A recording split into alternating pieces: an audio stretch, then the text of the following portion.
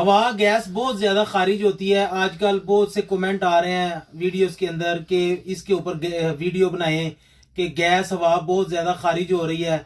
बार बार जो है वो कोई महफिल में नहीं बंदा बैठ सकता, गैस का प्रेशर बन जाता है, हवा खारिज होती है, फिर स्मेल बहुत आती है और कब्ज का बड़ा मसला रहता है। इसके बारे में आज आपको एक नुस्खा बताने लगे हैं, नोट कर लें।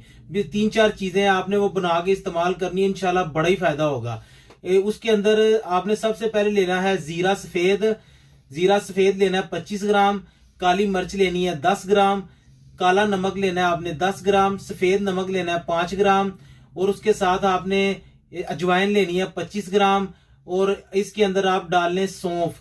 सौंफ आपने डालनी है 10 ग्राम, और इसके अंदर आपने साथ में पुदीना खुशक ऐड करना है, वो 25 ग्राम। इन सब चीजों को स्वूप कर लें। स्वूप करके आपने आधा चम्मच सुबह दोपहर शाम इस्तेमाल करें, इंशाल्लाह बिल्कुल ये मामला ठीक हो जाएगा।